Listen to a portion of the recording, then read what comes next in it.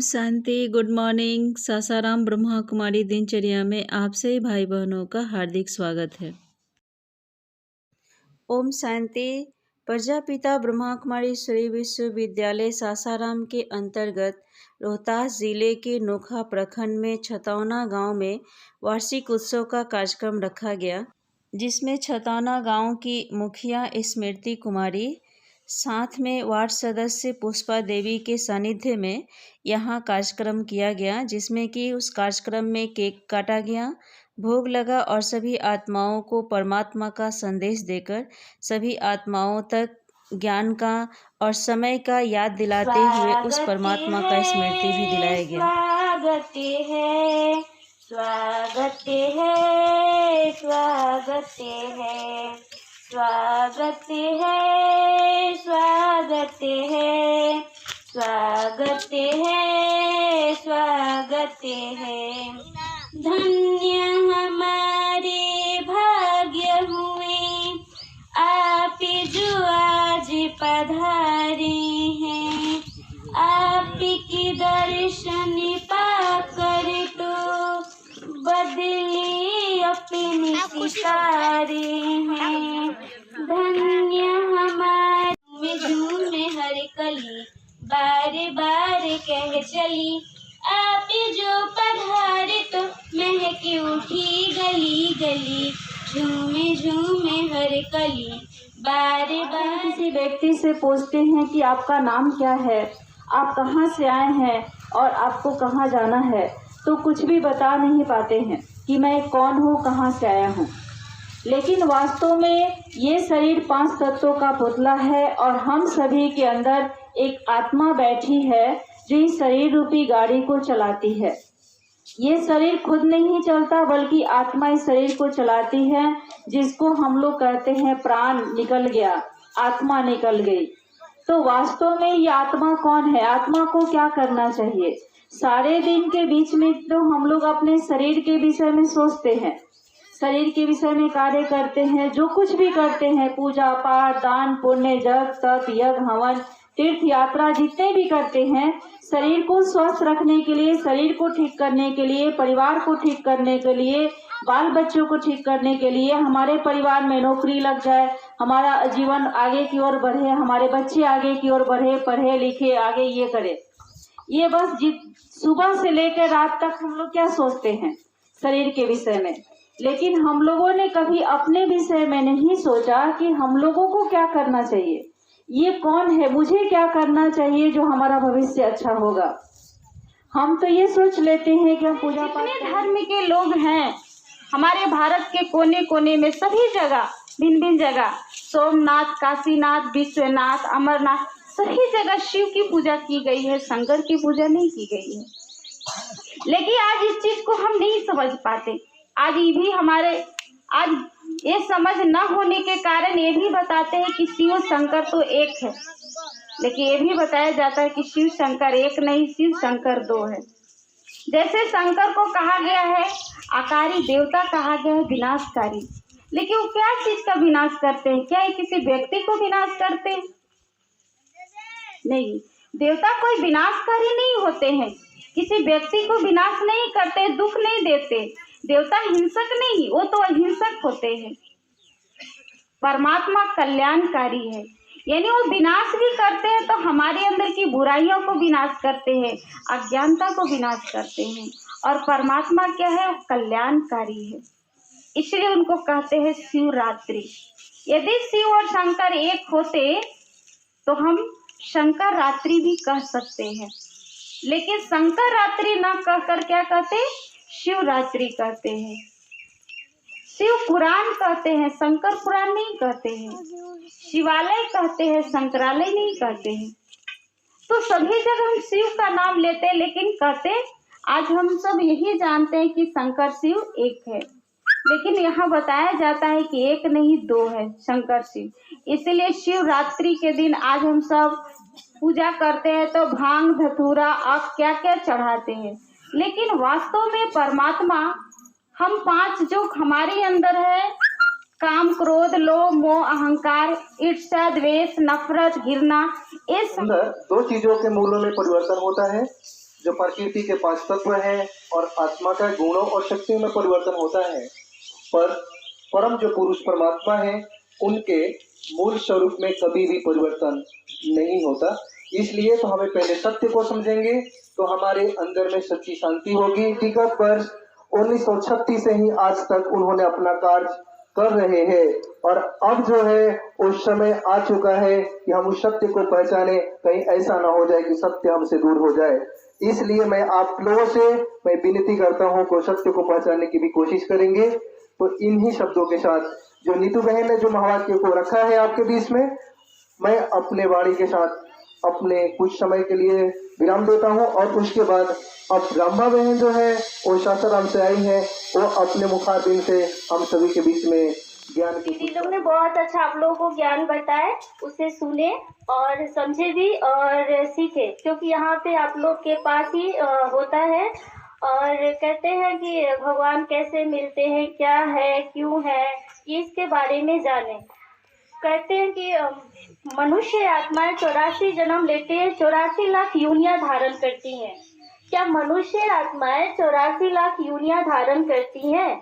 मनुष्य सिर्फ 84 जन्म लेते हैं, न कि वो 84 लाख में और सारे जैसे जीव जंतु कीड़े मकोड़े ये सब आते हैं। बट ये नहीं कि हमारा जन्म मनुष्यों का 84 लाख में होता है। अगर हम 84 जन्म लेते हैं तो हमारी स्थिति इतनी गिरी हुई है, तो 84 लाख में हमारी स्थिति क्या हो सकती है?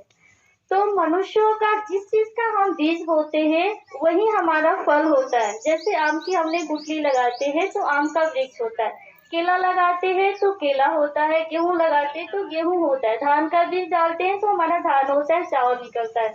ये नहीं कि किसी और चीज का होता है। जब मनुष्य आत्मा का बीज होगा, मनुष्य शरीर छोड़ेगा तो उसका भी तो मनुष्य में जन्म लेगा, न कि किसी और चीज में, कीड़े मकोड़े भेड़ बिल्ली इन सब चीजों में जन्म नहीं लेगा। तो परमात्मा ये नहीं कहते कि तुम जो कर्म करोगे वो फल मिलेगा। ये नहीं कि तुम्हारे इन सब, हाँ, हमें डराने के लिए जरूर बोला गया है कि तुम कर्म अच्छा करो, नहीं तो इन सब चीजों में तुम जन्म लोगे। अगर हम अच्छा कर्म नहीं करेंगे तो हम इन सब चीजों में जन्म लेते रहेंगे। तो हम सिर्फ डराने के लिए चीज बताया गया है, क्योंकि जो बीज हमारा होगा वही हमारा फल होगा। हमारी उन सब चीजों को बताने का कि हमारी स्थिति, हमारे वो चीज हो गया है। जैसे मान लीजिए डॉगी है, वहाँ 4 कुएं की पानी समा लेता है, बट 4 कुएं एक कुएं की पानी को नहीं समाता। क्यों नहीं समाता? क्योंकि एक माँ की हालत उस डॉगी की तरफ होती है। जैसे एक माँ 4 बेटों की परवरिश कर देती है, बट 4 बेटे एक माँ की परवरिश नहीं करते। कभी उस दरवाजे, कभी उस बेटे के पास, कभी उस बेटे के पास जाती है। तो उसी तरह की एक कुआं यानी एक माँ 4 बेटों को परवरिश करती है, बस 4 बेटे एक माँ को नहीं संभाल सकता। एक अच्छी बात कहा है कि जिस बीज को हम बोएंगे उसी का फल हमेशा हमारे सामने आता है। और हम सभी मनुष्य जो जीवात्माएं हैं वो अपने बीज के कर्म रूपी बीज को अगर हम जो बोते हैं उसी अनुसार हमारे अगले जन्म का निर्धारण होता है। यहाँ तक कि जो हम गरुड़ पुराण में जितने भी हम कहावतें सुनते गए कि अगर मरने के बाद अगर ये होगा तो वो होगा, ये सारे चीज क्यों कहा गया? क्योंकि उस समय के परिप्रेक्ष्य में ये था कि उस समय पर लोगों के अंदर अनेक भ्रांतियां थी कि अगर ये चीज करेंगे तो इस चीज में जन्म हो सकता है। और ये गलत फहमी जो अंधविश्वास था उनके अंदर कुछ लोगों ने जो है उस चीज को सामने रखा कि अगर ये कर्म से लोगों को बचाना है, समाज को बचाना है, तो हमें कुछ न कुछ ऐसे समाज को देना होगा जिसके द्वारा लोगों के अंदर भय हो और उस पाप कर्मों से अपने आप को बचा सके। तो हम सभी को ये समझने की जरूरत है कि कौन सा कर्म हमें करना चाहिए जिस कर्म से हमारे अगले जन्म का। हम पूरे गांव की तरफ से बहुत बहुत स्वागत करती हूँ और अपने तरफ से नमस्कार भी करती हूँ कि आप सबने एक मौका दिया हमारे भी गांव को कि परम पिता परमेश्वर के बारे में जानने का सबको मौका मिला। और देखिए बात तो सही है, सबसे बड़ा अपना अपना सोच, जिसका सोच अच्छा उसका सब काम अच्छा। आप कोई भी काम करिए, लेकिन आपका सोच अगर गंदा है तो आप गंदा ही काम करेंगे। अगर आपका सोच अच्छा रहता है तो कोई भी गंदा काम करने से पहले आप उस बारे में 10 बार सोचेंगे कि ये हम काम करें कि नहीं करें। तो इसीलिए मैं विशेष तो कुछ नहीं कर सकती हूँ, और नहीं कुछ कह सकती हूँ। आप लोग अपना अपना विचार बदलिए और अच्छे विचार के ऊपर थोड़ा सा सोचिए। और मेरे तरफ से मेरे गांव के जितने भी चाचा और चाची जी हैं सादर प्रणाम, और जितने भी मेरी बहनें हैं सबको शुभ प्यार, और इस मंच को संचालन करने वाली जितने भी मेरी बच्चे और बच्चियां हैं मेरे तरफ से शुभ प्यार। ठीक है, मैं इतना ही बताकर अपनी वाणी को। ये आत्मा है 5 तत्व से प्रभावित होते हैं, लेकिन परमात्मा 5 तत्वों से परे हैं। वे जब आते हैं तो प्रवेश करते हैं, जो प्रवेश करता है उसको अवतार कहा जाता है। लेकिन आजकल जो पहले मर्यादा पुरुषोत्तम टाइप का जो आत्माएं आती हैं सबको लोग अवतारी कहते हैं। ये लोग का माई बाप होता है, लेकिन परमात्मा का कोई माई बाप नहीं होता है। वो प्रवेश करते हैं। प्रवेश करने वाला के कोई माता पिता होगा नहीं। हम लोग में कोई भूत प्रवेश कर जाए उसको माता पिता कोई कहेगा नहीं। जो जन्म लेता है गर्भ से उसका माता पिता होता है। राम है, राम का माता पिता है। एक आदमी कहा कि प्रकट हो गए हैं, प्रकट हो गए हैं, तब श्रृंगी ऋषि का यज्ञ कराने की क्या आवश्यकता थी? हविष्य खिलाने की कौशल्या सुमित्रा को इस सब को क्या जरूरत थी? जब अपने से प्रकट हो गए थे तब। उसी तरह से कृष्ण का भी बात आता है। अगर स्वयं कृष्ण प्रकट हो गए जेल में तो देवकी को जेल देने की क्या आवश्यकता थी? कोई आवश्यकता नहीं। परमात्मा का कोई माई बाप नहीं होता है, वो स्वतंत्र होता है। यहाँ 5 तत्व से अलग होते हैं। आत्मा 5 तत्व से प्रभावित होती है। हाँ, आत्मा का गुण और परमात्मा का गुण कुछ मिलता है, कुछ नहीं भी मिलता है। रही बात परमात्मा, कुछ भी नहीं कर सकते। इसलिए मित्रों, हमें ये ब्रह्म कुमारी सूर्य विश्वविद्यालय द्वारा ये चीजें बताई जा रही है। लेकिन बहुत गांव में हम लोगों ने देखा है जो लोग उपस्थित नहीं होते हैं क्या कहते हैं, अरे ये लोग तो धर्म बदल रही है। ऐसा ही कहते हैं। हमारे गांव में भी बहुत लोग हैं कहते हैं धर्म परिवर्तन कर रही है। परिवर्तन तो जरूर कर रही है। आप गंदे हैं, आपको कह रही है पवित्र हो जाओ, तो धर्म परिवर्तन तो हुआ ना। आप मीट मछली खाते हैं, शराब पीते हैं, खैनी खाते हैं, गांजा पीते हैं, तो कहते हैं छोड़ दो भाई। तो वही लोग कहते हैं धर्म परिवर्तन करा रही है, ऐसे बोलते हैं। तो मित्रों, और प्राथमिक विद्यालय का लड़का इस ज्ञान को समझेगा भी नहीं। ये जो भक्ति है ये प्राथमिक विद्यालय का ज्ञान है। ये लोग ईश्वरीय विश्वविद्यालय से बोल रही हैं। जो बहुत हाई पढ़ता है वो कॉलेज में पढ़ता है। साधारण छात्र कॉलेज में नहीं जाता है। कोई प्राथमिक में, कोई मध्य विद्यालय में, कोई मैट्रिक में जाते जाते छोड़ देता है। ईश्वरीय विश्वविद्यालय में वही जाता है जो उम्मीदवार होता है। तो आपके अंदर जब योग्यता आएगी तब इस ज्ञान को समझ पाएंगे। नहीं तो इस कान से सुनेंगे, दूसरे कान से छोड़ देंगे, कहेंगे यार ये सब क्या बता रही है। इसलिए कि आपको मानना है नहीं। जब मानेंगे नहीं, समझेंगे नहीं, तब तक ज्ञान ठहरेगा ही नहीं। जैसे शरणी के दूध को लेना होगा तो सोने के बर्तन में लेना पड़ेगा। तो बर्तन अगर साफ होगा, बर्तन अगर फूटा हुआ है, अब दूध किसी से लेने जाते हैं और बर्तन ही फूटा हुआ है तो दूध नीचे गिर जाएगा। और जब आपका बर्तन भरा हुआ है, जब आप किसान हैं समझते होंगे, अभी धान या चावल से आप भंडार भरे हुए हैं, लेकिन उस कोठली में दूसरा चावल कैसे डाल देंगे जब कोठली खाली नहीं होगा? खाली तो करना पड़ेगा। उसी तरह आपके अंदर काम, क्रोध, मोह, लोभ, अहंकार भरा हुआ है। जब भरा हुआ है तो अच्छा ज्ञान समाएगा ही नहीं और उसको आदमी समझ पाएगा ही नहीं। यही कारण है कि कम भीड़ें होती है। अभी नाच तमाशा करा दीजिए, देखिए जवार के लोग टूट जाएंगे। अगर खेसारी लाल का प्रोग्राम करा दीजिए तो लगता है कि सब गेहूं खत्म हो जाएगा दबा कर। लेकिन जहाँ अच्छी चीजें बताई जाती है वहाँ सुनने के लिए लोग नहीं आते हैं। ओम शांति है। बहुत कम समय मिला हुआ है। अभी अब पुरुषोत्तम काल संगम युग चल रहा है, कलयुग अंत हो गया और सतयुग की शुरुआत होगी। जब पुराने घर ढहते हैं तभी नए मकान बनाए जाते हैं। अब हो भी सकता है, अभी देख रहे हैं तृतीय विश्व युद्ध की स्थिति आ गई, महंगाई दूसरे देश में लड़ाई चल रहा है और महंगी आपके यहाँ हो गया। इसलिए अयस्क का प्रधान देश है यूक्रेन, लोहा वहां वही भेजता है और लोहा नहीं रहा है, लोहा एक बार 1000 रुपये बढ़ गया। तेल नहीं मिलेगा, सारे दामों चीजों का दाम निश्चित बढ़ जाना है। लड़ाई तो वहां चल रही है। आपके देश के 18,000 छात्र निकाले गए, तो कुछ देश रूस के पक्ष में लड़ेगा और कुछ देश यूक्रेन के पक्ष में लड़ेगा। तृतीय विश्व युद्ध हो जाएगा और विज्ञान इतने आगे बढ़ चुका है कि कोई देश पगला कर अगर बम को छोड़ दिया तो भारत जैसा देश खत्म हो जाएगा और होना ही है, लगता है यही है। इसलिए कम समय बचा है, जिसकी हम लोगों की उम्र 70 के नजदीक जा रही है, 4-5 साल और बचा है। तो इसीलिए पहले के लोग 100 बरस जीवित रहते थे, आज के लोग 80 पर गाड़ी फंस ही जानी है, वो दवा दारू के साथ चलना है।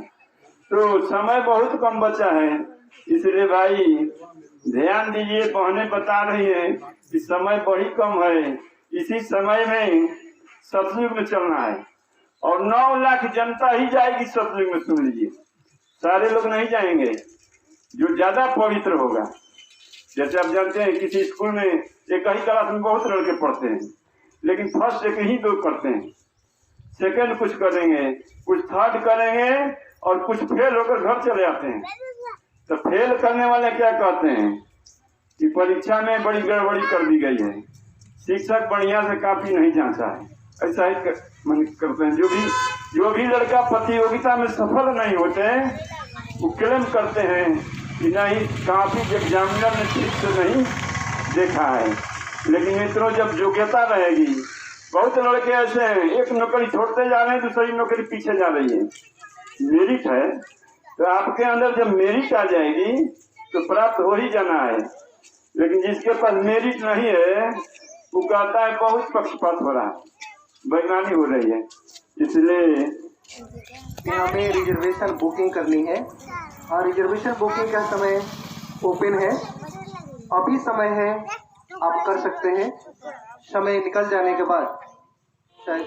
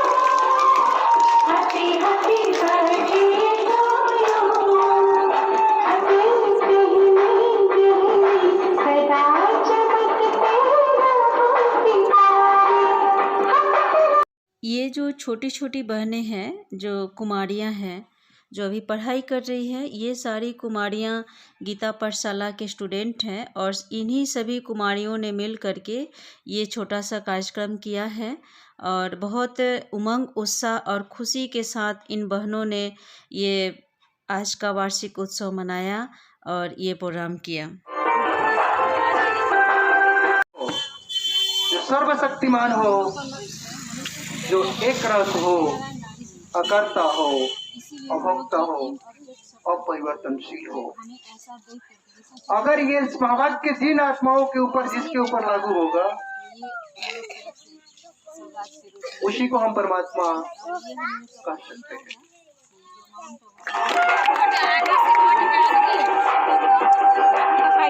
कि आप थोड़ा सा उस पर दीदी से विचार विमर्श करके जाए क्योंकि भगवान ने आपको। प्रोग्राम पूरा होने के बाद लास्ट में इन सभी कुमारियों और बहनों ने मिल कर के खुशियाँ मनाया, होली मनाया।